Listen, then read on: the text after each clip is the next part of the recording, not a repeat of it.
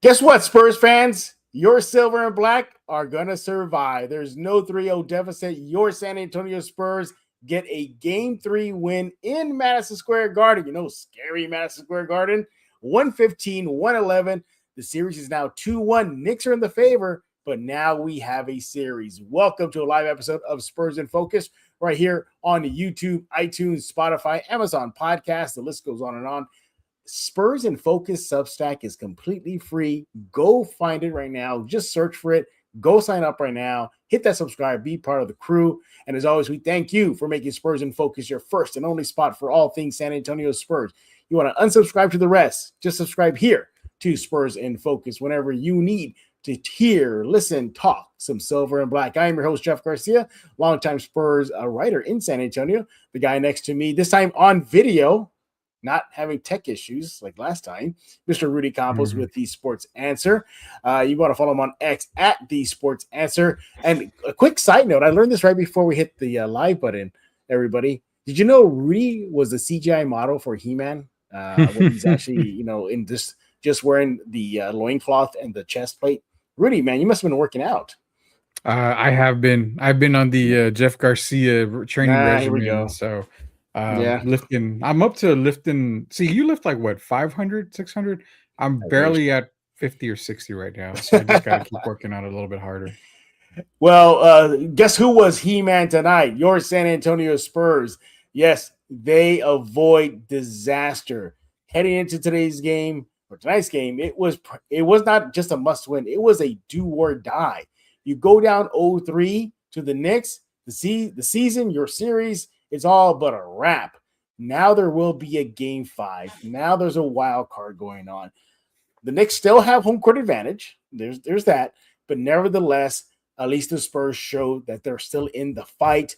There will be 2 more chances for the Spurs to not only tie the series, but take the series lead. We'll see what happens, but that's for a later show. We're going to be reacting to today's win against Spurs, 115-111. So many takeaways from this, from Wemby to Castle to Mitch Johnson to crunch time. A lot of key stuff that happened in the game. Rudy, I want to kick things off with some general observations. You know how we do it here at Spurs in Focus. Overall, I like that this team showed a lot more poise throughout the game. The Spurs were able to maintain a lead, and even when they lost the lead, they regained it back. So that showed me they came in with the right mentality, the right poise, and dare I say they learned a lot of lessons from dropping the first 2 games into game 3. And it was a hostile city. Not kidding. F-bombs were being thrown to Wemby and Mitch Johnson. They were called loser on the street, and they survived it. When all the odds were stacked against the Spurs heading into game 3, they overcame something that we've seen throughout the playoffs. We have an obstacle, the Spurs overcome it. You lose 2 games in a row to the Thunder, they overcome it. Oh, you got to play a game 7 in OKC, they overcome it. You got to play a couple games in the postseason without Wemby because of concussion, they overcome it. We saw it again tonight. So that poise that we've seen shone bright tonight in game 3. We're going to get to Wemby and all that stuff in a bit. But overall, Rudy, one more thing before I turn the mic over to you is they didn't get rattled. And that's one thing I like. We saw in the first 2 games they got rattled. We didn't see that at all. The Knicks, they made their comeback. The Knicks, they made it very interesting to close out the game. Anunoby with a 3-shot in the final seconds of the 4th period to kind of put the butterflies in Spurs fandom. But they maintained. They stepped up to the free throw line. They made them. They got key rebounds. They got them. Rudy, the big word for me is I think they showed a lot of poise tonight. Your thoughts? Absolutely, man. After 2 tough games, game 1 and game 2, both games very winnable by San Antonio. They came out different in Madison Square Garden. Came out very, very hot. Something that we talked about a lot was getting Victor involved.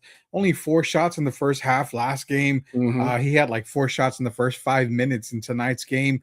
Was a perfect 4 for 4 to start the game. You saw him get off early. You saw Stephon Castle get off early. Those 2 guys, when they get in a rhythm to start the game, it's going to be a lead actually after the first period. And you're right, the poise. Why? Because the poise was huge tonight, especially in the fourth quarter, especially after a second straight debacle in the second quarter, giving up 42 points Yeah, in that brutal. quarter. I think that's when you texted me, said, "Is this game over?" And I'm thinking, maybe, but maybe not. It's still not quite over yet. That's when the little bit of experience that we've seen, players like De'Aaron Fox and Devin Vassell, those guys, even Victor Wembanyama, their experience came into that third quarter and they were able to lead San Antonio back into the game. And it paid off a whole lot at the end of the game as well. That poison confidence there. Normally, we watch the Spurs team kind of get rattled in game one and game two in that fourth quarter. Looked like they were getting a little rattled as well in this game, but just timely possessions by Fox when he hit that shot from the top of the key, who's able to get a block on Karl-Anthony Towns after a turnover. Wemby just wreaking havoc on the defensive side. One of the highlights, actually, I'm going to save it for one of my turning points of the game because it was very late in the game, was a defense that I saw from San Antonio, one play that just blew my mind. So, yeah, man, not only that, it's, one of the key words I've seen tonight in the chat so far is clutch. They were clutch in the fourth quarter. Yeah. Something that, they haven't been in games one and game two is clutch. And it just felt good to see the San Antonio Spurs, who, let me reiterate again, Jeff, they have yet to lose more than 2 games in a row this season. So they learned from their mistakes. They understood they had game one wrapped up and they let it go in the fourth. They knew they could have easily won game two and just let it slip away. A different Spurs team came into this game more confident, more focused in this game. I do hope they go into game 4 with the same mentality a little bit, because I want them to be a little bit more nastier, a little bit more physical, and I want them to just continue to ride the wave of game 3, because getting game 4 and bringing the series 2-2, that momentum shift is astronomical if they were able to get game 4. So tonight, yes, poised for you. For me, the word is clutch. Yeah. Look, I know the Spurs got the W. I understand that, Rudy. But I also understand that the war is not over. The battle's just beginning. But why does it feel weird? Why does it feel weird like the Spurs got the win and Spurs fans are probably like, okay, good. Like, it doesn't feel like celebratory. Why does it feel kind of like a, oh, thank God. And that's it. Why does it feel weird? Because when the Spurs win, everybody's like, "Oh my God, yes, yes, yes!" This feels more like, I'm sure. I'm pretty sure they are. But you know what? I live downtown San Antonio. Everybody, I don't hear honking right now at all. It's raining? Quiet. Now it's not raining, but maybe they're just everybody got their keys. Like, oh yeah, they won. Let's go. They even chalked up to an L instead of a W. Yeah. But why does it feel weird right now, even though the Spurs got the dub? You're down 0-2. I mean, put it this way. This wasn't a typical game where the Spurs get the win and it's like, all right, they won by 20 something, against Minnesota, or they blew out Oklahoma City or something like that.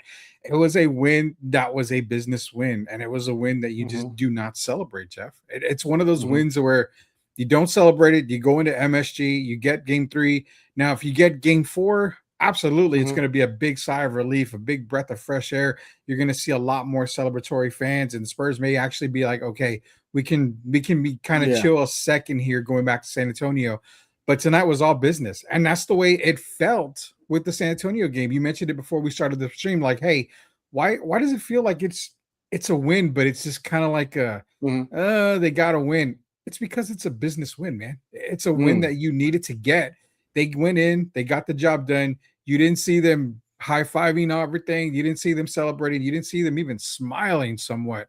They just got business done. They went to the back of the locker room, and that was it. They understand that it's not over, that they need to get game 4 as well. So that's why it felt different. That's why you may not hear a whole lot of honking downtown and stuff, because, again, you're just happy to get game 3. Nothing to celebrate right now. Game 4 is a different story. I asked this question online on X, the same thing I asked you, like, why does it feel weird right now, even though Spurs got the W? A lot of Spurs fans are kind of in agreement, saying, like, yeah, it does feel off. And the majority of the vibe is this, that it feels more like a, whew, that's all. Like, God, like, good Lord, thank you. Because you expected a loss, man. I mean, come on, you were close in the fourth quarter.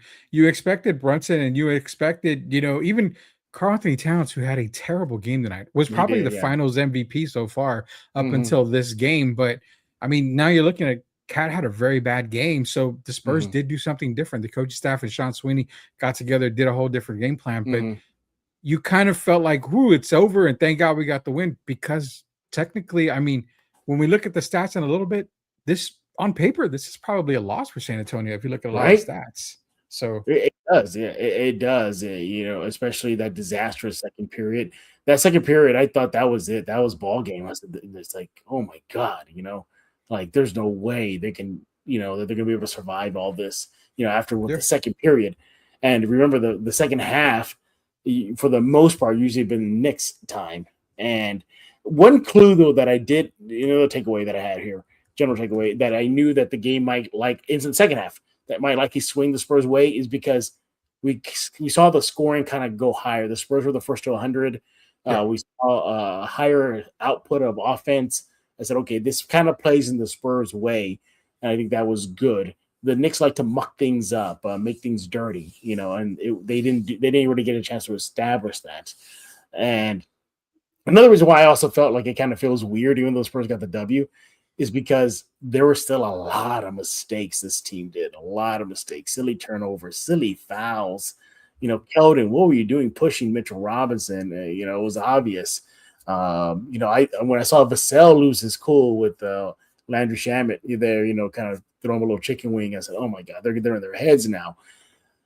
It also feels like too like the Spurs had to fight for this one. Like it didn't come easy. Like they had to fight and claw for this one. Yeah. Unfortunately, the Spurs got the win. One other general takeaway I have about the Spurs win is this: is it just another reason why it feels weird is because it feels like, all right, Spurs, your season is still on the line, no matter what. If they lose Game 4, it's, yeah, I don't think in history, I think maybe you can correct me. I don't think if any NBA team has come back from a 3-1 deficit in an NBA Finals, because that would mean you have to beat the I Knicks got by to do 3 my times in a row, homework. something like that. It just feels like they're still teetering on their season being over, Mhm. just with one more loss. Am I reading that too much, Rudy?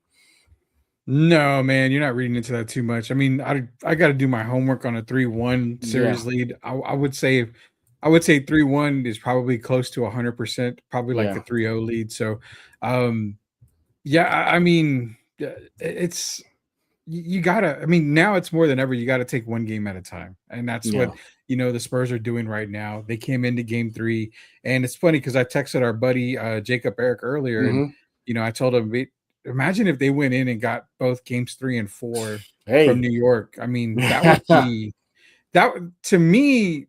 That would be like, I how big of a moment in Spurs history would that be if they got games 3 and 4 in New York? I Yeah, mean, that would be huge. Yeah. that would be a massive moment going into game 5. So, um 3-1, I would say it's over. Game 4 is going to be the deciding factor. I think if the Yeah. Spurs are able to get game 4, they probably get more momentum and control the series. If the Knicks get game 4, it's probably doesn't go past game 6, if anything. So, but again, tonight's kind of the reason why you don't really count the team out in San Hmm. Antonio because let's be honest, man. Both of these teams are the best teams in the league. That's why they're Hmm. in the NBA Finals. I mean, I was telling you that the Oklahoma City Thunder, I didn't believe in them this year, and you saw why. The Spurs could handle Yeah. them, but the Knicks and the Spurs, two best teams in the league right now, they're in the finals for a reason. I have to say, man, this is probably the gutsiest win I've seen from San Yeah. Antonio all year. Can I easily say It that? was a gutsy win. Yeah. And it felt like, man, Spurs, you got one, man, but so many things had to go wrong and right. It, this is Yeah. me like when I kid you not, Rudy, when the final buzzer went off, I was still sitting on my couch like this, like, do we win? Like it's over, right? Like it's done. And it's just a weird feeling versus woo, we won and yelling and screaming. Every win throughout the Spurs postseason run so far, my entire apartment complex goes wild. They did Mhm. not go wild tonight. And again, it felt like more like you said, a business win. You had to go Yeah. to NYC, go to MSG, take care of business, and that's it. very businesslike. More on that later, as far as my key takeaways. But overall, look, the Spurs live to fight another game. There will be a game 5 in San Antonio. Hopefully, the Spurs can extend it beyond game 5. We'll see. Game 4 is coming up on Wednesday, still in New York City. Look, Spurs, give them credit, man. They went into hostile territory. I mean, the buzz about MSG and Game 3 and the first time since 1999 that New York City has had any finals experiences in the city, and it was just all mounting up. And I was like, man, can the Spurs handle all that shine? Can they handle all that spotlight? And they handle it pretty well. Yeah, can I? Both I wanted teams. to Go ahead. Go ahead. No. You finish your thought. I was saying that both teams seem to be very well. First of all, credit the Spurs. They came out swinging, and I thought that was a good sign. They came out with a 7-0 lead, I believe. They built up a lead, and they were able to maintain the lead. I kept on saying throughout the game, just maintain your lead, Spurs. Just maintain. I don't care if you have a 1-point lead going into halftime. Just maintain the lead. That's all I wanted to see, that because you just like stiff arm the Knicks. Like, just stop. It's all I wanted to do. And for the most part, they did that. I think they kind of also grew and understood exactly what needs to be done in a final stage a bit. You saw them play a little smarter basketball. You saw them being the aggressors, being the more physical team. That's what needs to be done. They set the tone pretty early for the game. They relinquished it a little bit at times to the Knicks, especially in that second quarter, but they regained it. So from the poise to the control, getting the scoring output up, the Spurs, they did good. I'm not going to give them an A+. That's for sure. This is not an A+ game from this. This is more like a C+ game. They're just lucky, like you said, Cat didn't have a good game. Brunson didn't have a Brunson game that everybody thought that he was going to have. He was saddled with foul trouble. Bridges didn't really show up and make an impact on the game. So a lot of things went the Spurs' way. Some things that the Knicks didn't do helped the Spurs. So I think they did a C+ game, B to be safe, a way to get the win. Your thoughts? Yeah, before I get to my thought on that, and before I get to what I was going to say, we got a super chat in here. Sat Sports Talk with Austin for $5. Appreciate the super chat for $5 there, Sports Talk with Austin. Thank you, Austin. It says De'Aaron Fox delivers again. He's clutch when it matters. Just step back to Isaac. Quit doubting him. Quit doubting him. Him. Fired up tonight. Love me some Fox now. What have I been telling you all year, Jeff? That's everybody, all you, man. That's it. You're all the Fox guy. You break out your Fox jersey right now. I wish I owned one. I don't have one. I need to get one. No, I mean, that's what I'm saying. A lot of people give him crap. And I understand when he has a bad game, I call him out and I'll say he had a bad game. And that's perfectly fine. But what I've always said from day one was people blame him and want to trade him because of his contract. That's it. It's just because of his contract. If he was making the same amount as, Devin Vassell or, a Keldon Johnson, you would probably say, okay, he had a few turnovers. He had a bad game. Okay, it's okay. You're not getting paid that money. But again, it goes back to, he's been a veteran. He's been all NBA. He's had all this. So he's actually owed that kind of money, whether it was a Spurs or somebody else. We're going to pay him. So I get it. He's not going to have 25 points a night like he did in Sacramento. It's the 10 points, the 11 points, but it's the control at the end of the game. He may have a turnover like he did tonight when he fumbled that ball, but he tends to make up for it with a steal, with hardcore defense, where they block on Cat in a timely manner. So he makes up for a lot of stuff, and he's the veteran you need on the floor. And it goes back to what one of our buddies, Chris Leha, said at one time on one of the shows that we did, when he said everybody griped and said, well, the Spurs can never bring a free agent in or a big-time player in because nobody wants to come to San Antonio. This guy wanted to be in San Antonio, and now fans want to get rid of him when he has a bad game. Well, that 2 points at the end of the game, right, Austin's right. It iced the game. It took all the wind out of the Knicks' sail right there. So, yeah, got to give him credit. Man. You got any thoughts on that? Oh, actually, I'm going to give you Mitch Johnson's thoughts on that. Mitch Johnson had to say this. I'm going to leave his picture up there so Rudy can relish in the photo of De'Aaron Fox. So that's his guy. Stop. He says, this is actually post-game, game 3. De'Aaron has been one of the best closers in this league for the last, I don't know what it is, 5 to 7 years, whatever it may be. He's been a great closer for us. We trust him with the basketball in his hands, just like we do with any other main guy that dominant with the ball. they make good decisions. There are times where they got to be aggressive for themselves, et cetera, et cetera. Then he goes into about the team. But yeah, I mean, Mitch Johnson giving Darren Fox his flowers after game 3. And by the way, Austin, thank you for that super chat. Rudy, yeah, before we continue, you want to talk about super chats real fast? Yeah, so just like Austin did, a lot of you guys out there send super chats. If you send us a super chat, we appreciate it. What we'll do is we'll get your comment up on the screen ASAP. We'll react to it. We'll answer any questions that you guys have. The super chats go to the front of the line, so your comments go up before everybody else's. And what does that do? That's the best way to help support Spurs in Focus here with Jeff and I for us to do the post game shows and all that. Hey, man. Nothing's free in life. We got to pay to do all these shows for you guys here, and that basically helps us cover those costs right there. So appreciate every super chat we get.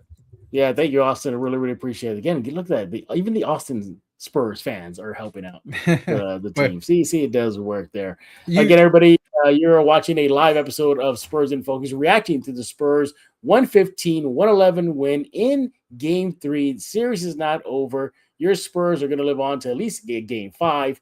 Hopefully, they can extend that to the series is now at 2-1 with the Knicks in the lead. Now, Rudy, before we get to our specific takeaways, one more thing too, I thought was very interesting is that we still, again, I know the Spurs got the win, but we still didn't get outside of Castle, and more on him in a bit.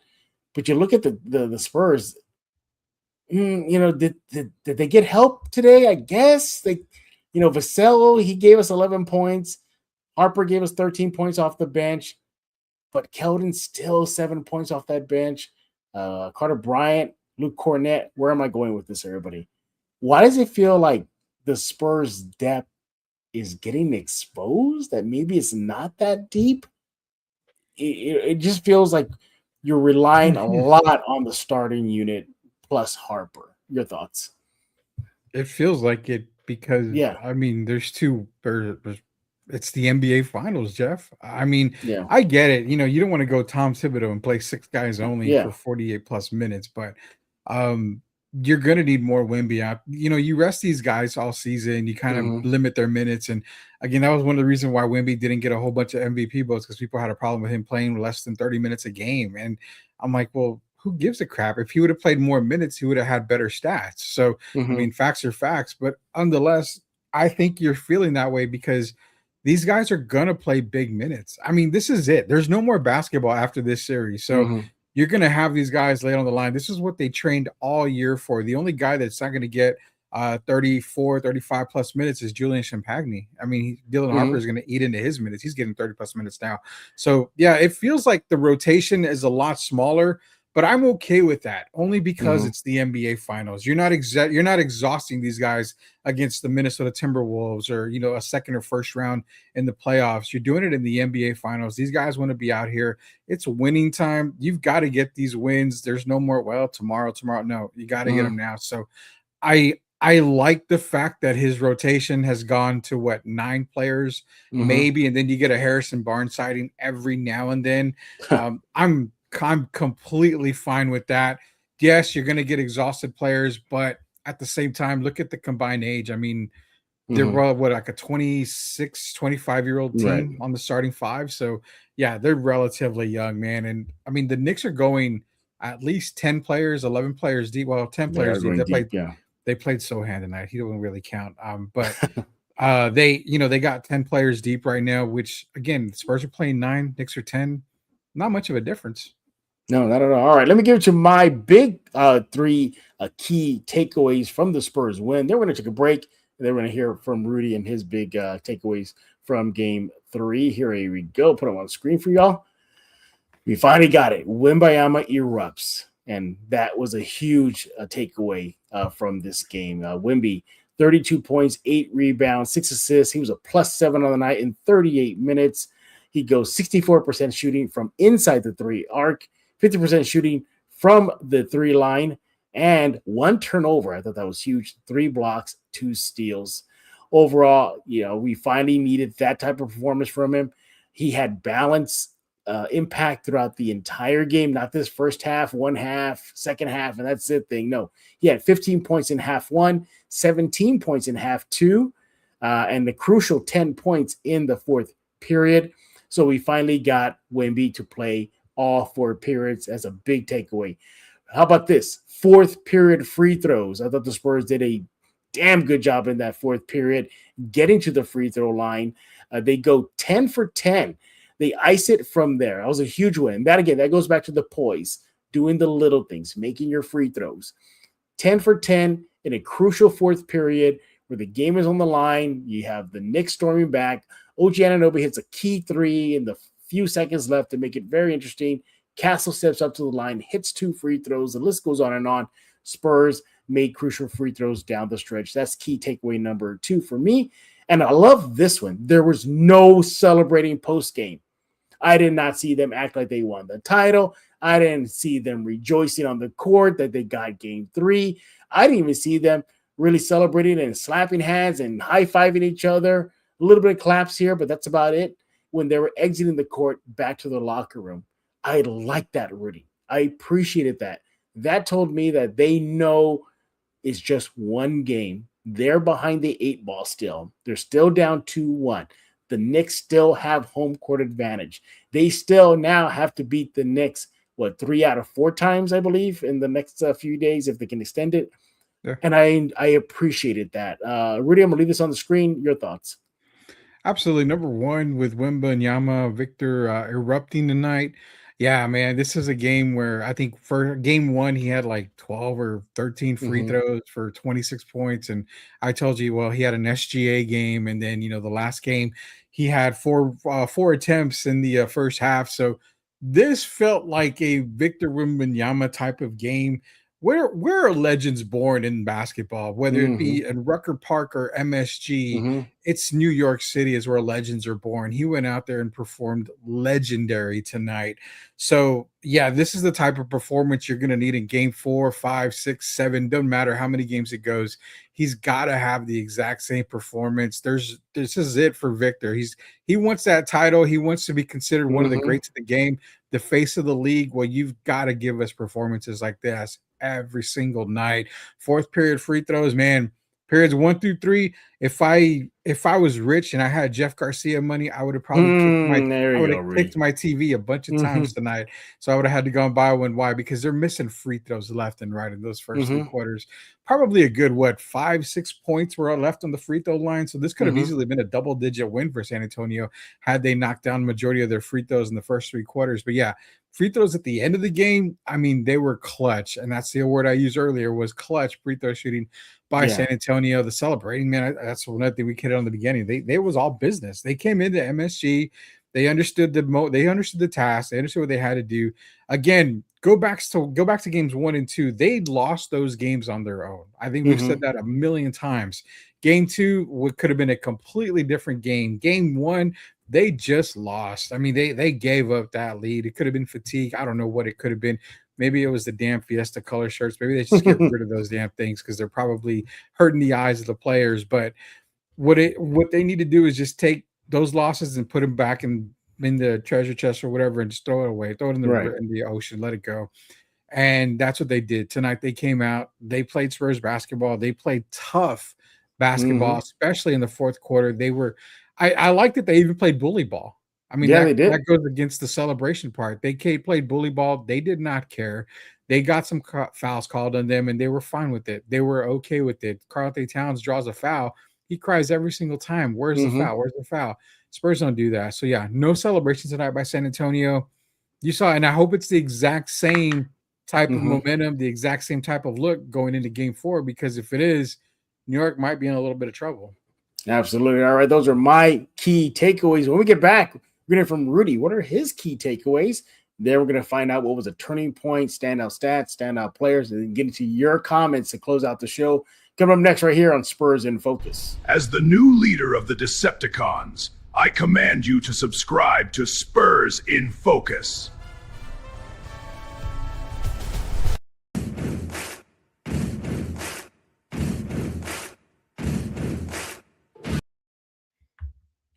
And we're back right here on a live episode of Spurs in Focus on YouTube Music, iTunes, Spotify, Amazon Podcasts. Don't forget to subscribe to the Substack. Spurs in Focus Substack is completely free. Go sign up, right now. And if you're feeling generous and kind, leave us a super chat. We'll definitely read your comments the moment it gets up. And Rudy's on the case. He's monitoring the chat room as we speak. We're talking about the Spurs' big Game 3 win. I should say, relief game win. 115-111. The series is 2-1. Knicks still in the lead. Game 4 will be in Madison Square Garden this Wednesday night. Hopefully the Spurs can really make it a series with the 2-2 tie going back to San Antonio. But look, they still got work to do, but we're going to react to Game 3. Rudy, before the break, I gave you my three key takeaways. What are yours? So yeah, I'm going to give you my three takeaways or my few takeaways here. But you gave the Spurs a C+ performance tonight. I actually gave him a D+. I mean, that's tough crowd. I mean, this is where I mean, we'll get into the stats later, but that's kind of why I said they blew me all you want. It doesn't matter to me. I gave them a low grade because they did enough just to get the win, is what it is. And it's not a negative thing towards San Antonio, because if you look at the stats, if I woke up tomorrow, Jeff, without seeing the game and I just saw the stats, I figured Spurs would have lost this game. They lost just about every single category, every important category. They ended up losing it. So that's why I'm a D+. But hey, a D+ is still passing, so you did win the game. But nonetheless, I mean, one of the takeaways for me was that clutch gene that we gave Jalen Brunson a lot in his first couple of games here. The San Antonio Spurs collectively had that clutch gene. Victor, Stephon Castle, De'Aaron Fox at the end of the game, Dylan Harper. I mean, all these guys, even Keldon Johnson in there in winning time. I didn't expect that at all. All these guys in there, they just came together and they played a awesome last period of the fourth quarter, the last 3 minutes of the fourth, something we hadn't seen from them at all. So for me, my takeaway first takeaway was the clutch performance in the fourth quarter. Got to have more of that. Definitely got to see that more and more and more. Number 2 was defensive rotation.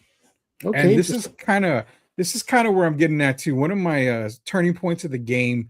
I'm going to talk about it here, and I'll give it to you later as well. But basically, there was a moment in the fourth quarter where the Knicks were moving the ball. The best team in NBA when it comes to moving the ball around and getting those second chance opportunities, getting those open threes and layups.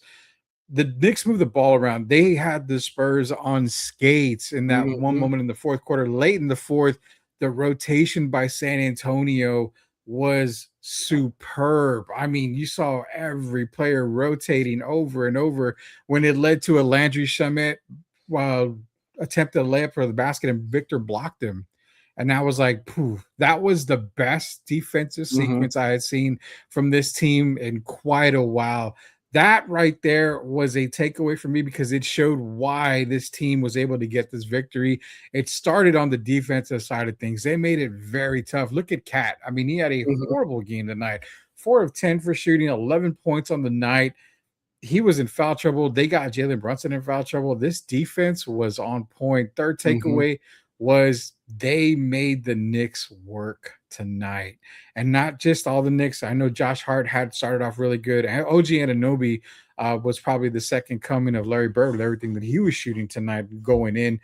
But Jalen Brunson had 32, but that was a very, very hard very 32 points. Yes, very hard 32 points. And that's what my other takeaway was, that they made these guys work.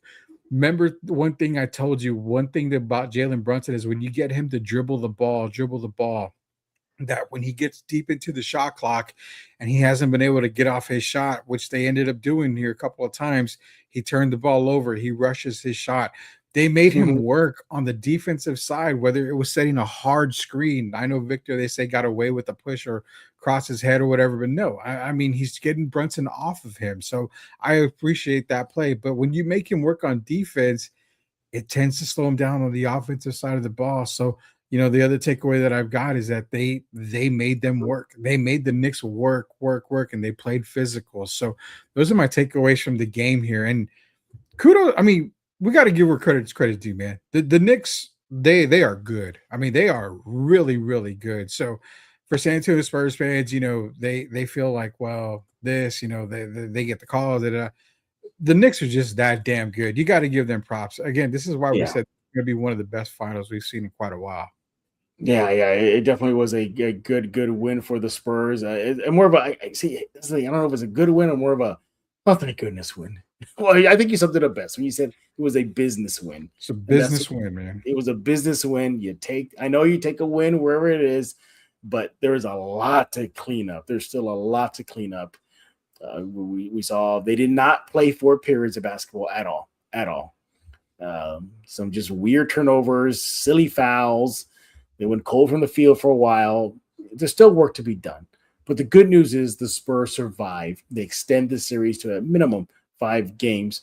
We'll see what happens. Hey, before we get into our categories, we got to hear from you. Leave a comment right now. What are your general takeaways from the Spurs 115-111 win over the Knicks in game 3? Rudy's going to read them, and we're going to react to them later on in this episode. All right, time for our favorite super game. chat. Oh, we got super chat. Go ahead. At OKL3TS Go, $2 super chat. It says, imagine these young Spurs winning game 3 and 4 at Madison Square Garden. That's what I mentioned earlier. I mean, I remember I texted Jacob and I was like, imagine if they won games 3 and 4. And I mean, let's be real, Jeff. It's far fetched. They're going to probably sweep the Knicks and MSG. It's really hard to do. But if there's a team that can do it, do you think it could be this team right here? No. I like the honesty. I mean, I love the honesty of it. I don't. I think a part of me think the Knicks are probably kicking themselves, saying like, "Man, like I think the Knicks are probably saying we let this go. We, we let them have the win. It felt, and the Spurs gonna take a win no matter what. But no, I don't think so. What would tell me a lot is they make it at least competitive in the first half of game 4, then we got a shot. But look, both teams are going to come out swinging because the last thing the Knicks need is to go into game 4 or game 5 tied. And all momentum the Spurs way. The last thing the Spurs need after game 4 is to be down 3-1 going into game 5. So you're going to see probably the best punches from these two teams in the next game. I don't know if we're really seeing the Spurs' best punch yet. And if we have, the Knicks have probably absorbed it. But we'll see. All right, go ahead. We got another super chat. But before we move on to that super chat, I'm going to comment on this one. This is why I'm going to give the Spurs a chance to win game 4, because 1, 2, and 3, the refs have swallowed the whistle pretty much. And it's been the physical team that has won each game, the team that's been able to be clutch and physical. Spurs checked both of those marks off tonight. Spurs have been pretty physical in the first couple of games and then tonight as well, but they haven't been clutch. Tonight they put both of them together, and I think if the refs are still going to be able to ref the same way that they have, Jeff, the Spurs have been the more physical team. So we may see another similar game in game 4 if they're allowed to get it up in Brunson and make it tough for him. If they're allowed to, push Cat around a little bit, keep him off the boards, we could possibly see another Spurs win there. This is the thing that you got to remember about a young team. Once they get a taste of victory in the finals, it could open up a floodgate. You saw that with OKC. Okay. OKC went to 7 games against Indiana. Now, forget, they shouldn't have won that series because of Halliburton. He was cooking them. But once a young team gets a taste of victory, it's like a shark in water. Once you see blood and get blood, you want more and more and more. Victor is a type of player that once he gets a taste of something, he tends to want it more. He tends to just crave it more. Stephon Castle, he had a really good game tonight. Boom, boom, boom. Once this young squad gets a taste of victory in the finals, it could be open season on the Knicks here, but it's going to be tough. It's going to be tough. We got a bunch of super chats coming in, man. We got another one coming up here. Appreciate the super chat at OKL. Yeah, thank you. OKL. Appreciate that. At Sports Talk with Austin, dropping another 5 here. Again, appreciate that. Thank you for that 5 spot. Stephon Castle tonight provided his worth. Like Fox, everyone rags on them after the bad games, but you have them for this reason. Castle delivered big time. Jeff, that's on you. Plus, we got another one coming up here right after this. All right, let's see here. Let me read it one more time. Oh, yeah. Yeah, look. Castle has had a bad start to this series. Fortunately, he rose to the challenge in game 3. Definitely might pop up in my standout players in a few seconds.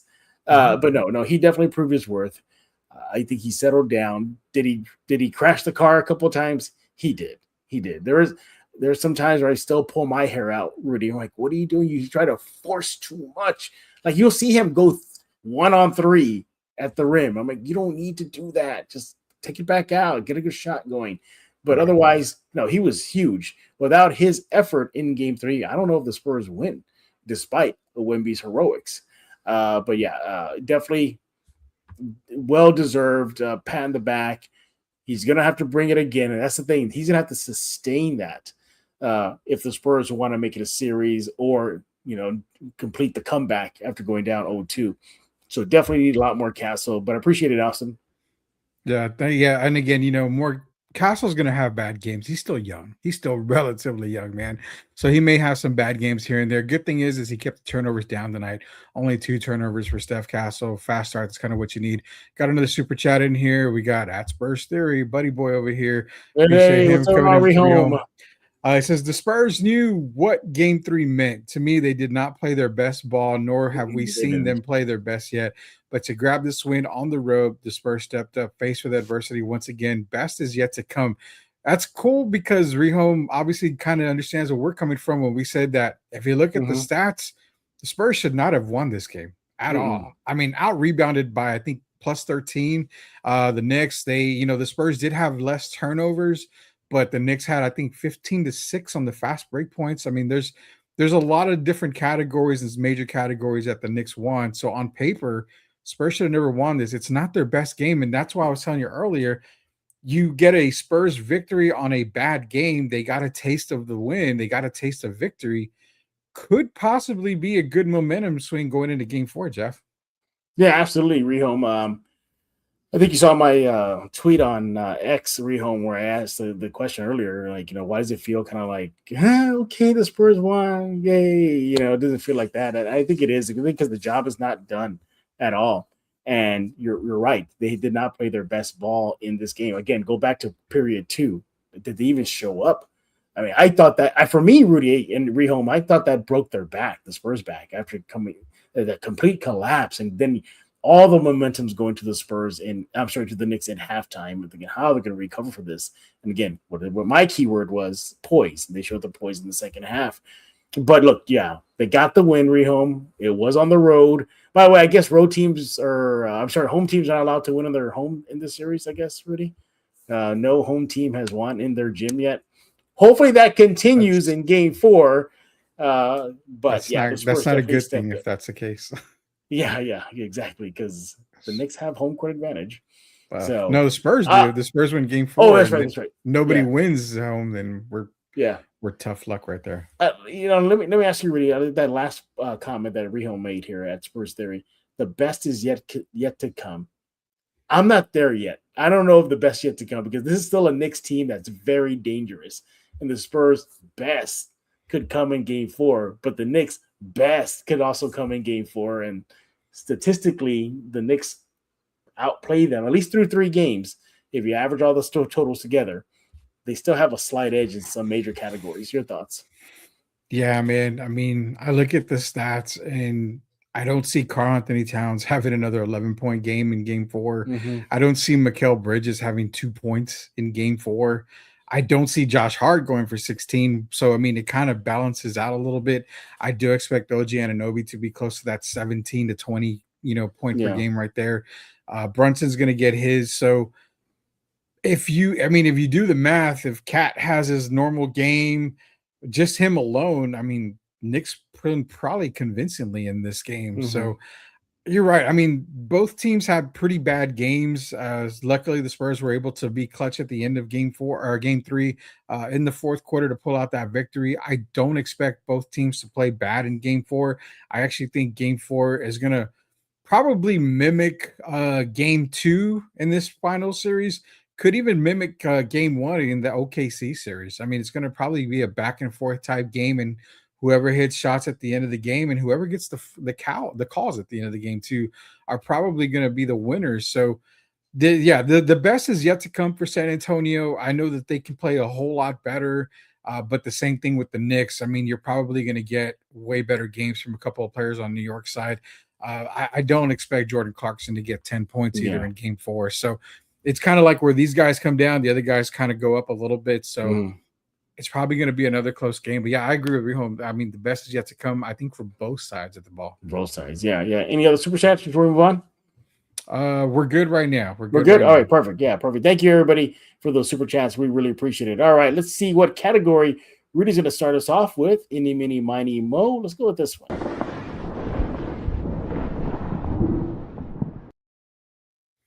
Ooh, standout players. I'm going to pick two. Should be easy. Should be easy. Well, I'm going to give you the easy ones. I always give you the easy ones here. Okay, But, all right. Thank you, Rudy. Appreciate it. No, I'm going to go with Stephon Castle tonight. Obviously, yeah, huge. I'll go with him for one of them. 23 points, 5 rebounds, 5 assists, 2 turnovers. He ended up getting a steal and a block in the game here. Kind of put stats together all around. Ended up with 4 fouls, but they were 4 good fouls. They weren't, one of them, I guess, was kind of like a "why did you do that" type of foul. The other one, because he was bodying, Brunson, and he was playing some physical ball, and that's fine with me. 23 points tonight, 23 big points tonight, and that was key because he got the Spurs off to a very fast start, along with Victor Wembanyama. If I'm not mistaken, he had 18 at half or something like that. Yeah, he was cooking, man, in the first half. So it was very vital, especially with that second quarter by the New York Knicks going 42-24 in that second quarter, almost scoring 50 points at one quarter. That's almost a halftime type of score right there, for an entire half. But Stephon Castle, for me, standout player. The only standout player I got to go on the Knicks side, man. Go for it. OG Anunoby, 28 points. I mean, what's crazy is a lot of people write off OG Anunoby, but if not for injury, I think he's probably their second best player in New York. I mean, defensively, he's a beast. He can rebound the ball. Back-to-back games, he's been able to dunk right where Victor's at, and Victor wasn't able to do anything about it, making some crazy 3-point shots. I mean, OG Anunoby's been a vital piece of the New York Knicks. I'm just glad that his 28 wasn't a difference maker tonight for the New York Knicks. But just a quick shout out to OG Anunoby and the Knicks side, man. I mean, the guy just continues to ball. Hopefully, when he becomes a free agent, he can maybe move him down south, Jeff. I'll rent him a house over here somewhere so he can live in San Antonio. All right, I'm going to go with the obvious, and I already highlighted him in my takeaways. Victor Wembanyama, you needed him to step up and be the franchise player, be the star that the Spurs have, and he did that in Game 3. Once again, he finishes with 32 points, 8 rebounds, 6 assists in 38 minutes. Came up big for the Spurs in the second half. 17 points, came up even bigger in the fourth period when the game was on the line with 10 points in that fourth. Aside from the 10 points in the fourth, Rudy, he had a rebound. He had an assist. He goes 2 for 4 shooting from the field. Has a block. 0 turnovers. He was a +3 in the fourth period. So, and by the way, he had 6 second chance points, and that is huge.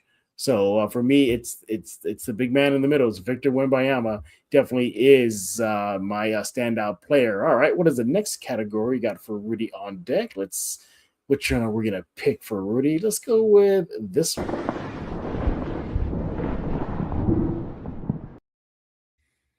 Ooh, standout stats, man. There's not a lot of good ones to maybe choose from, so I'm gonna take a couple of good ones here. Assist was a big thing tonight for San Antonio. They had 28 assists tonight. New York, who's probably the best team in the league when it comes to moving the ball around, they only had 18 assists. Again, the 18 assists by the New York Knicks is 100% on the reason why the Spurs on the defense for the Spurs. That's the reason why they had so very few little assists tonight for New York. But 28 assists for San Antonio. The ball movement was great. Turnovers were down. Only 8 turnovers in the game, so that assist to turnover ratio was in the Spurs' favor. That's what kept them in that game. That was one of the key reasons why in that third quarter they were able to pull off a 35-27 quarter, kind of get back into that game there, make it a game for themselves. That's one of the biggest stats for me. The other stat was I'm going to go with percentage of the lead, Jeff. I mean, they led 76% of the game here, nice. San Antonio. Again, we've seen them go up, 80%, 85%, but they still lose the game. Why? Because in the fourth quarter, they tend to falter, they tend to fall. But very, very big of a key here. That percentage, they kept that lead in that fourth quarter when they were able to capitalize on some turnovers and some bad shots by the New York Knicks. They really were able to capitalize, and that's something that we haven't seen in San Antonio from games 1 and 2. Hopefully they cleaned it up, and that would be the last time we see those kinds of performances in the fourth quarter. Because if it is, they're going to be a very tough team to beat if they can keep it close, and if they can get off to a really good start in the fourth quarter. That's going to be the huge difference. Those are my two standout stats. And the other stat I got is I want to say 7.5 out of 10, which was the rating that Jeff Garcia gave Masters of the Universe. So congratulations, Jeff. You actually liked the movie, finally. I actually liked the movie. Yeah, don't get me started on that. I do have some gripes, but for the most part, it was a win. Yeah. And by the way, if y'all saw the second post-credit scene, they better deliver if they're going to do a sequel with that arc. For me, my standout stat is the clutch time. The NBA defines the clutch, Rudy, I believe 5 minutes or less in the fourth period. Yeah. All right. So the Spurs won the clutch period. They outscored the Knicks 7-3 in the clutch.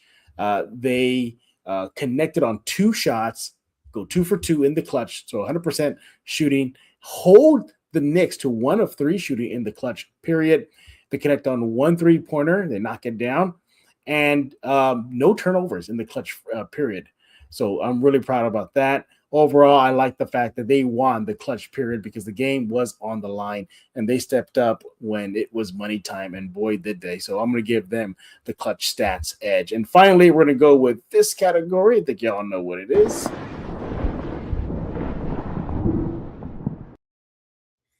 Yeah, there's so many turning points in There's this so game. many, yeah. It's Yeah, not even I might funny. pick one and you're good. I think the third quarter, where we saw the Spurs falter and, coming out of halftime in one of these games, that would be a good turning point. Another turning point would probably be that fourth quarter when the Knicks, were making a comeback and the Spurs were able to make answers left and right. But my turning point is at the end of the fourth quarter. He turns the ball over. He goes right back to make it up by getting a block on Karl Anthony Towns. Right there, that started the defensive momentum, pressure, everything that the Spurs needed. And that was by De'Aaron Fox when he blocked Karl Anthony Towns. Right. After that, you saw Victor getting in the blocks. You saw, everybody just getting right up in the Knicks' faces and making them work.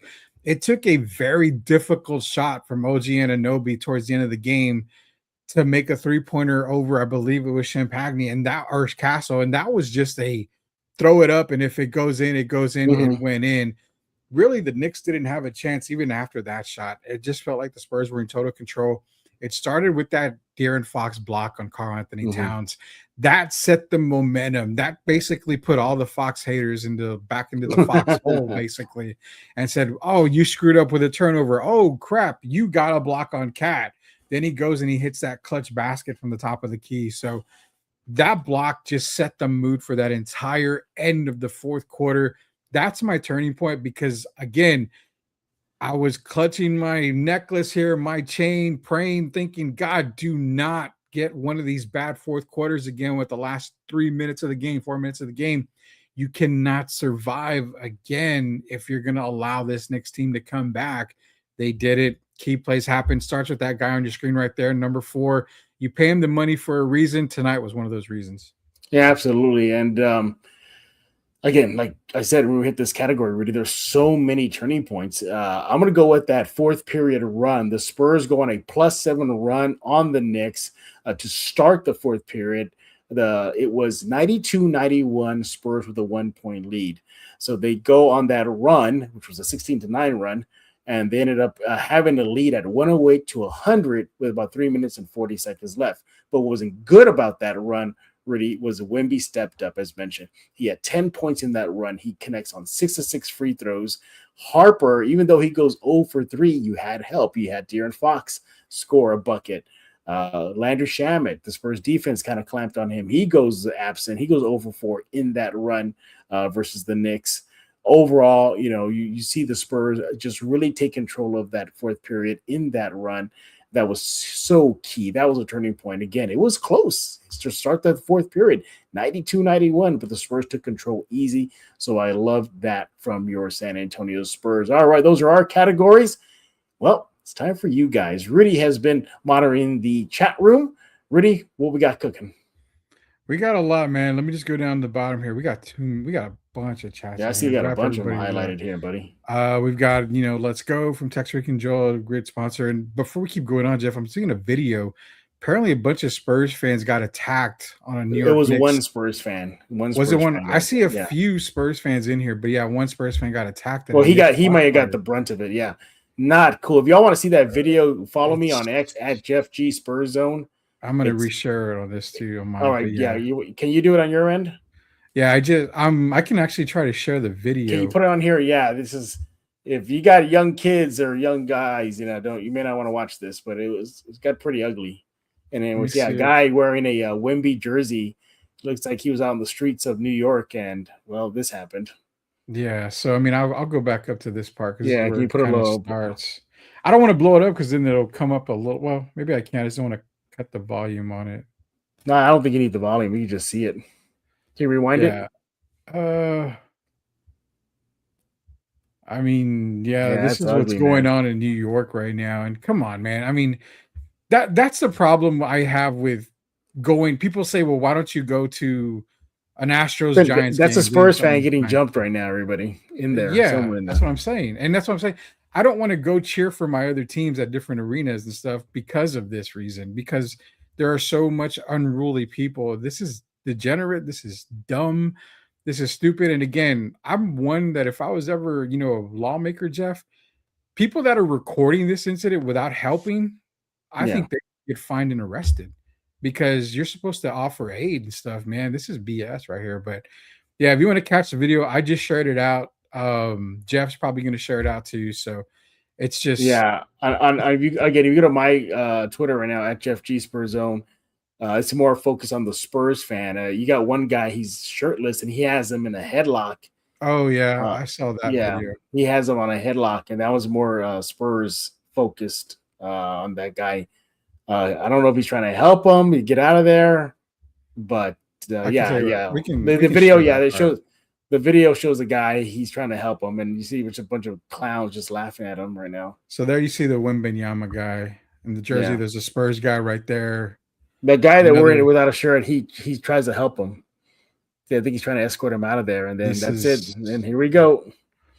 This is the type of crap that I hate to see, dude. I mean, that's messed up. This is terrible by Knicks fans, and this is horrid, dude. I mean, come on. Yeah, see, they're trying to rip his win. See, the guy that without the shirt, he's trying to get him out of there. It looks like he's trying to find him, but he's not. You'll see at the end. See, he has him in the headlock there. Well, that's to protect his head. I know it's your hometown for 20 years, Jeff, but no, I've seen worse, really, believe it or not. Oh no, I'm pretty sure you have. Yeah. This has just got to go, man. It's gotta go. That's more comments coming in. Castle played great contributions from a lot of guys. Wemby being Wemby, definitely. Clutch team win. The clutch defense. Yeah, I mean, clutch was the key word for me tonight. At MP 3010, the Spurs need to exhaust the Knicks out. Says I paid Danhausen the money. Yeah, the curse, man. We got the curse lifted off the Spurs apparently. So appreciate him for doing that. Chili con Carlos, great win tonight. The Spurs needed a confidence booster. Mitch coached a way better game tonight. Let me go to the more comments, but comment on that because I know I've been saying Mitch got kind of out coached in the first two games, but I'm going to say he didn't really coach any better tonight than he has in the past two games. I think maybe a little bit better of a coaching job, but I still don't think it was his best coaching job. Jeff, what do you think on that? It was better. It was better. I like the fact he caught a timeout before the bleeding started a couple times. I thought that was key. He actually played. I don't know if you caught this. The three-headed guard lineup a couple times. Yes, I've been waiting to see that. Jesus. Yeah, he played it, and I think it worked. I think it's something you could probably toy with going into Game 4. But I saw a better coaching job from Mitch, smarter use of the replays. I thought that was key as well. Overall, he got better. But again, You don't know if it's also the law of averages because what the Knicks were on a 14, 13 game winning streak, playoff winning streak. Yeah. They were due for a loss. Was that it? Who knows? Maybe that loss might fuel the Knicks now. I don't know. But Mitch, and he's got to get this team ready for game 4. I hope they have a nice dinner. And when it takes 2 to 3 hours to finish that dinner, that's it. Game 3 is over. It doesn't exist anymore. It's 0-0 for game 4. Super chat just came in again with Sports Talk with Austin. Appreciate all the support from Sports Talk. Yeah, Austin. Let me give Austin here a little bit of applause here. Might have to get Austin. Might have to get Austin a shirt or something from one of our sponsors here. So we got to do something for him here. It says Dylan Harper was born for this. He is fearless. He seems to be loving a big stage, and there is no bigger stage in the NBA Finals. It seems like nothing bothers him. He plays with that swagger. He's playing good, man. He is playing good. Again, Rudy, what I've been saying, and you too, Austin. It feels like the Knicks don't have an answer for him. They don't. He toasts them. He burns them every time he's out there, man. Yeah, I don't want to keep saying what I've been saying about Dylan Harper. So just go back and watch Spurs in Focus for many times, because I've had Dylan Harper as a superstar before Rutgers when he was coming out of high school. Mm-hmm. It's funny because one of the national media guys said that Dylan Harper should have been drafted number 1 over Cooper Flagg, and I'm glad that he starts listening to Box Score Studio and stuff, because I've seen that for a long ass time. Rudy knows, Austin. Rudy knows. No, he's born for this, and I mean, he's got a brother that plays with the Celtics who plays really well, is a big key this year. But also, look at his dad, man. I mean, he's an NBA champion. He's an NBA champion. He was one of the best two-way players in the NBA, and it shows Dylan Harper, the type of player that he is when he's got Ron Harper as a dad. Plus, his mom was his high school basketball coach. She knows a great deal about basketball as well. So he's got the genes in him. He's got no fear. He's going to prove why he's probably going to end up being the second guy on this team, basically a Nightwing to Victor Wembanyama's Batman. I don't think he's going to be Robin, Jeff. He's going to be Nightwing. He's going to be his own star there. And that's what I like about Dylan Harper, is that he's fearless. He knows what he's got to do to get the job done. And he just does not take 3-point shots. I'm going to take the mid-range. No, he gets to the basket. He plays old school basketball. So yeah, appreciate that, man. Thank you, Austin. Appreciate it, man. Real nice of you. And tons of comments that we got to get back up into here. Yeah, let's get into it, Rudy. Spurs and Theories in here. Love seeing Harper out there in the final minutes. That was huge. Again, you're talking about Mitch Johnson making adjustments. That could have been an adjustment right there. The 3-guard adjustment, I like. That was one thing I did like to see him there. Feels weird. We should have won at home. That's right. Going back to that question. Yeah, about the game 3 win, but it feels like okay, I guess. That's what it feels like. A lot of people feel like we should be up 3-0. I think we should be up 2-1. I think 2-1. I'll give you 2-1. Yeah, I think 2-1 is not 3-0. I think game 1 they just lost it. I mean, there's no way that could have gone. Now game 2 probably should have had a win right there. Yeah. There's not about that. 30-point quarters are killers, 40-point are catastrophic. Yeah, we saw one. Really showed guts tonight. Yep. That 40-point game was crazy bad, man. Spurs in Theory, they did respond really well at halftime, giving up 42 in the second, 37 in their own. Yeah, I mean the response in halftime, Jeff, that was key. That was really big. Tim is in here. Carter Bryant made some silly mistakes tonight. He did. I think Mitch has a short leash on him in these finals, man. I mean, one mistake and he gets pulled. But do you think Mitch is using Carter just to get fouls at this point? It seems like he's allowing him to play defense, but if you get a foul, it's okay. And I think that's 6 fouls, man. I mean, you got to rough them up somehow. I think that's one thing. Happy they fought back. Throw out Plumlee in that case. Yeah, no kidding. Credit to the Knicks. They're really making a struggle to put them away. They just keep making big plays to steal the momentum over and over again. See, Jacob Eric, they can take the brooms and shove it, basically. Yes, sir. That's right, Jacob. No more sweep tonight. We were in their faces throughout the game. We got Spurs in 7. Ooh, that would be historic. Literally be historic if that happens. Spurs in 7, man. That would be really historic. Rock's in here. What a game. Just annoyed about the lack of discipline, but it's bound to happen. I have a feeling it's tied up heading back to Saturday. It was not a pretty game, Rocky, at all. It was not. It was Rudy gave it a D+ grade for the silver and performance. black. I gave him a C plus grade. Yeah, definitely did, man. We got another comment here. It says, "Go Spurs, go! It's your Quapped. boy. We are pulling for you here in Boston. Now go out there on Yes, Wednesday and sir. make the series 2-2. Yeah, definitely going to try to That's hopefully. key, Quap. That's key. Wemby was good inside tonight. He got that's where he Yes, they did most of his established him damage, man. early. They established him early in the paint. That was good. He was aggressive, finding him for lob dunks, getting him close to the rim. I like that. Yeah, Spurs did a good job, and I really give them credit. Thanks for Joel to bringing this up here. They were able to get the Knicks in foul trouble pretty early to get into the bonus, and that was kind of key with the free throws. They shot 32 free throws tonight, and a lot of that was Mhm. because they were able to get the Knicks in foul trouble early and hit that bonus early here. That three from Clarkson was ridiculous, and then Harper responds back with a three. It was beautiful. Mhm. The Knicks threw up a couple of shots tonight that were just prayers, and they went in. OG Yeah. Anunoby at the The end of the game. Ananobi one. Yeah, that's one right there. Yeah. Jordan Clarkson, again, that play, that was back in his high school days, I'm sure. Brothers BKL, Sports Entertainment. Hey, guys, good game. The game was seriously crazy, which what I watched, plus the challenge calling made by John Goble was so flop. Who cares? Knicks in 6. I will also crash out. And I will jump out the window. Oh, man, I love the banter. I love Brother BKL when he's in here because, yeah, I mean, it looks like the Knicks still have the edge, Jeff. I mean, we're not taking anything away. They still have the edge.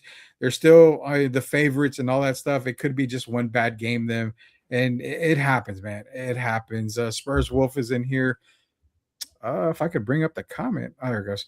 Good evening, gents and Spurs fans. Let's go. What a great game. How much is the series? 2-1 Knicks. It could be easy be 3-0 Spurs. I don't know about 3-0. We just kind of said that. I don't think it'd be 3-0. 2-1. We'll give them 2-1 if it should be 2-1. Yes. Got another super chat, man. Spurs and Awesome.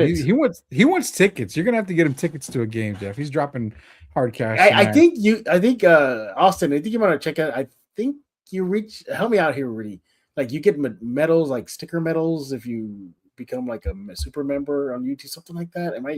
I'm new to this. It's like a badge or something like that. They call badges. Yeah. I'll tell you, in that sports talk with Austin, if you have X, DM me on the Sports Answer. DM me because I got something for you that I can get to here. So there you go.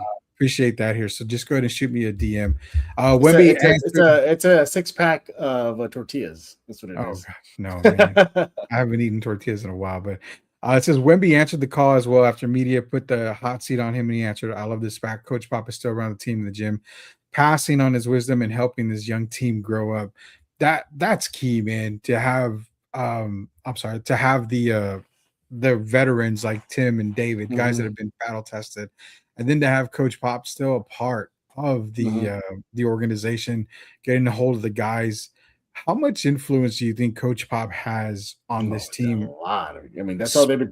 His name has been popping up left and right in these finals. Yeah. Wemby says we talked to him, that Pops was waiting for him at the airport. Mitch is talking to him. So they are definitely leaning on him and his words of wisdom in this finals run. Yeah, it is. And, the thing with Wemby, man, he got called out and, now he's being called dirty of some of the plays that he makes.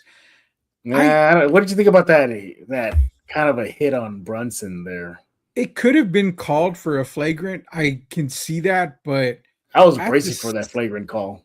It's at the same time. I mean, Brunson is known to be a guy that flops from time to time. So how much do you put into it? It's almost like that Keldon push on Mitchell Robinson. I texted you.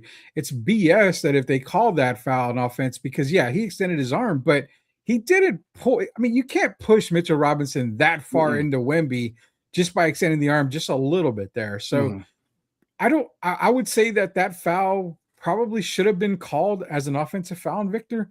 But nothing more than that. And he's not a dirty player. He's 7'4". If a guy's going to be up in his face, what do you expect him to do? More than likely, his elbows and arms are going to be right at the head of most of these young guards and little guards.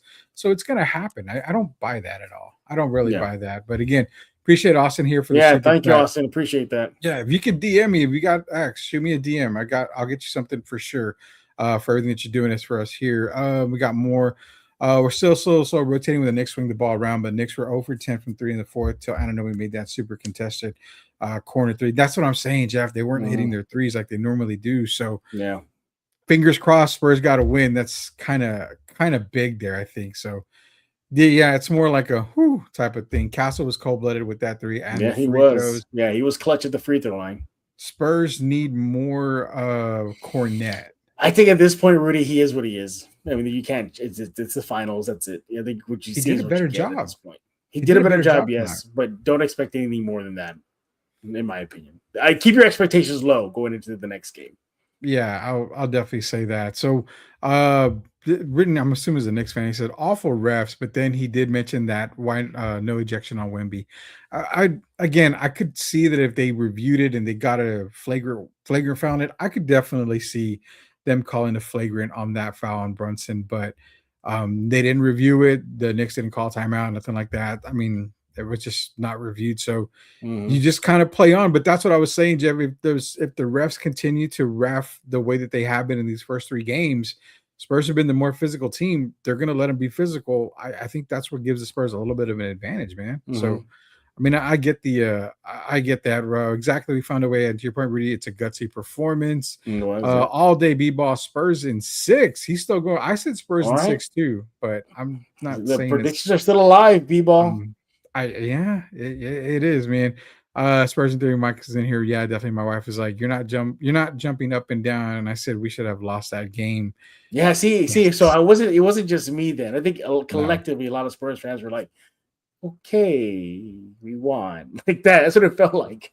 Like, all right. It's cool. It's bad. Yeah. We stopped the New York streak finally. Go Spurs, go. Basically neutralized Brunson and Cat. They did, yeah. They did. They were non-factor for the most part. Cat, definitely did not have a good game tonight. Yeah, I see where you're coming from too, Jeff. Honestly, the Knicks are really not that good. They played lesser teams to get where they are. About that, yeah. Strength of They're schedule, dealing with a lot of luck and good fortune, and they can also be hard to beat. I don't want to give the Knicks a lot of short change here. They did play a really soft playoff schedule, but it's not their fault. I'm not going to blame them. I mean, they handled business, and if it was super soft, then they would have probably been really flat against the Spurs and had no way of coming back with that Spurs defense in game 1.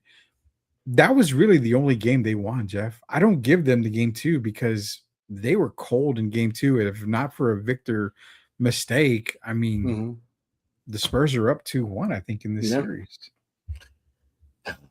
The biggest what if right now. We got a new what if scenario in Spurs history now. What if Wemby didn't turn the ball over?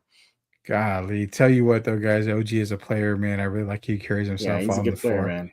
He's going to be a Spur. I'm telling you. And remember, don't forget, he's a champion. He won one with the Raptors, so he's been there, done that. That he did. Knicks in 5. They're calling Knicks in 5 now. After it was Knicks in 4 all day today in New York. For me, the biggest player off the bench and throughout the team was our very own Dylan Harper. He kept Spurs in check. Do you think he's close to being Finals MVP if they end up winning? He's in the running. At least second. He's in the running. Second best player? Yeah, second best player. Yeah, I'll give you that. Give you that. Non-game question: is it me or is Mike Breen losing a little bit of his step? He doesn't sound super excited like before. I think Doris Burke took a little bit of soul when they put her with him. Definitely. Like, hey, have you noticed too? The announcers are making kind of like weird mistakes. Like, I don't know if you caught this during the broadcast, but they kept on calling this game a closeout game for the Knicks. Yeah, I caught it a few times. Yeah, I was like, no, it's not a closeout game, but whatever. Yeah, I've been catching that a lot too. Webby kept deferring to the team when he was tired and they stepped up. That he did. I mean, I think he still understood the goal and the focus at hand, but that he did. There have been a couple of videos coming out. Yeah, there's a lot of videos of that guy. Definitely. And a bunch of cowards for jumping him. Great stuff, Austin. I agree with you 100%. He has been consistent during the first 3 games of the playoffs. What else do we got in here, man? We got a ton more. Harper. Did we skip one of Austin's super chats or no? We got them all. No, so far we've got them all. We got them all. Okay, I just want to make sure. I thought we skipped one. Yeah, if we did, I would know. But I'm looking at everything. We have not skipped anything.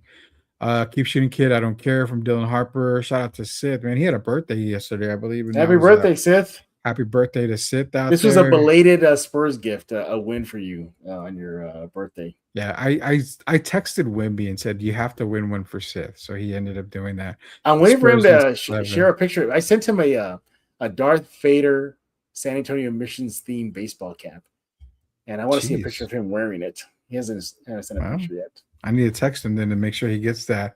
We got Dylan Harper seems to be more consistent than Wimby. I wouldn't be surprised if Harper ends up being the better star. Ooh, that's for a whole other show, man. Can I say that? Here comes Rudy. Here comes agree a little bit. Rudy. All right, go I ahead. mean, kind of agree a little bit, maybe. I mean, he could be. Put it this way: seven man, foot four Rudy. guy, 7'4" guy. If Mhm. he lasts more than 10 years, 11 years in the league, yeah, definitely he'll be the face of the league for a while. But there's still a lot of questions behind the scenes whether he has a 10-year, 11-year career. I Mhm. mean, we have yet to see a guy have a long career at his height. So Mhm. that's what remains to be seen. But for right now, it's Victor. I mean, there's no doubt about that, man. I'll say 2-1-2. Yeah, I mean, they should be Yeah, up it should be 2-1. 2-1 right Everybody's now. agreeing with the 2-1. Game 1, they were coming out there high with game 7 wins. So yeah, Madison Square Garden belongs to the Spurs Well, now. I don't know about that, but hey, if they win in game 4, maybe. But wait, I think this was Wemby's first win in New York City in his career. I believe so. I don't think I know he's had phenomenal performances, but I don't think he's ever won in since the Wemby era. I don't think so. I think this is the first Spurs win in MSG. So what under the Wemby era. There we go. Well, he needs to go on a winning streak then, because Jesus Christ. All right, that's the next step. Winning streak is next. Got another super chat, man. This is another one. Spurs with Austin, the $20 super chat. It says, I appreciate your guys' hard work. Team is growing up. I will say after what happened in game 1 and 2, Spurs going up big, and the Knicks finding a way back. But tonight they grew up and punched back and didn't let go of the rope. Yeah, I kept the clutch gene, man. Yeah, the clutch gene. I kept repeating that, Austin, throughout the entire game. I go, maintain the lead, just maintain that lead, and you'll be all right, Spurs. And for the most part, they maintained the lead. Yeah, they did. And the growing up part, I mean, I think in game 1 and 2, I think when we did our Spurs in Focus React, I did mention, especially in game 2, I mentioned the fact that this is where the immaturity, the young squad, they came into play. They made some mistakes that they weren't making throughout the regular season. And now's not the time to be happening. They actually grew up tonight, and it showed in that fourth quarter. Mitch Johnson believed in that 3-guard rotation for a little bit with Harper, Castle, and Fox on the floor. He allowed, De'Aaron Fox to control the team. De'Aaron Fox put a lot of guys in position. You saw a bunch of alley-oops to Wemby, a bunch of lobs to Wemby between Castle and Fox. So yeah, they grew up tonight, and that's what I was telling you.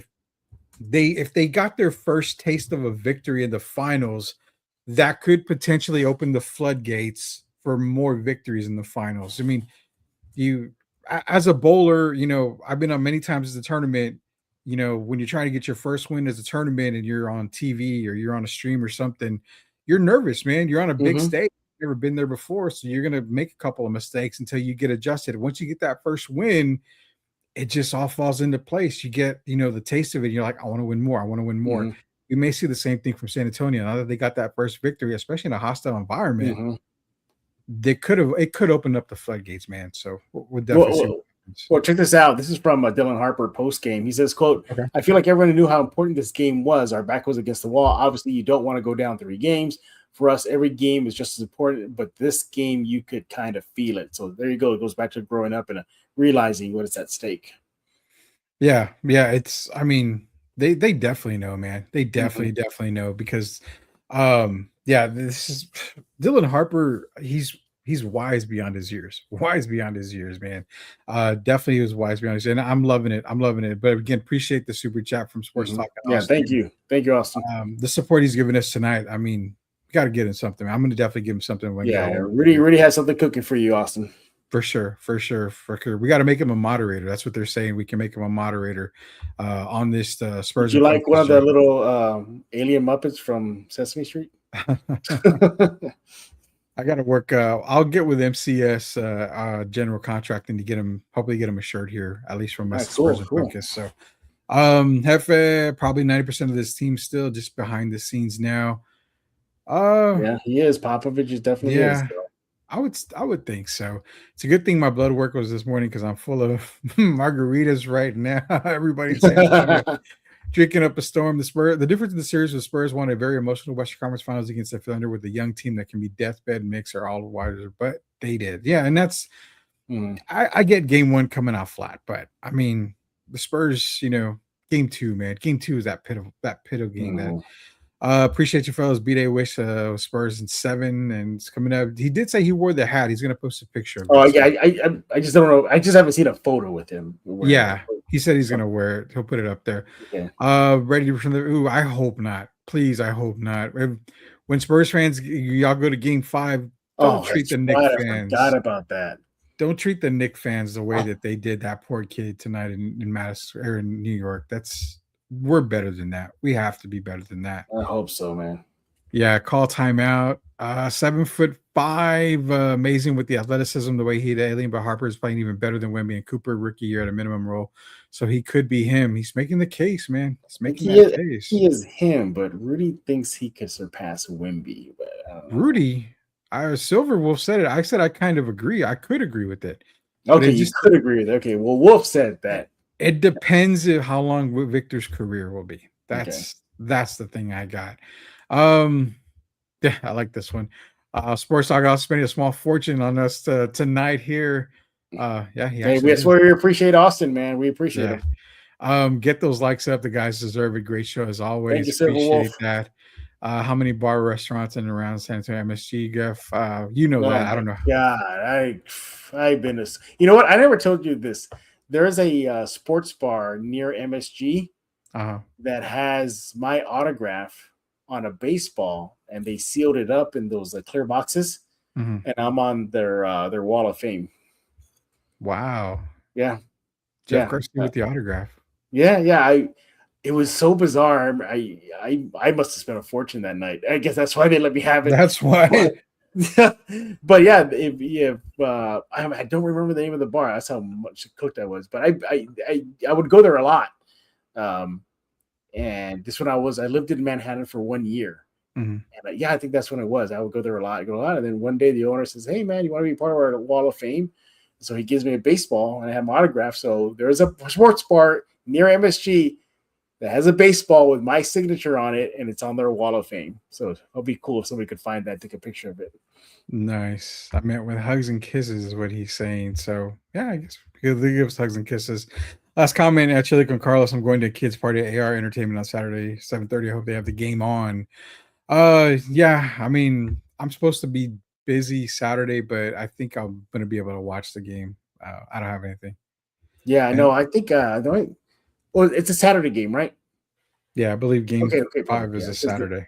There's the Toro's home opener is this Sunday, so it shouldn't conflict.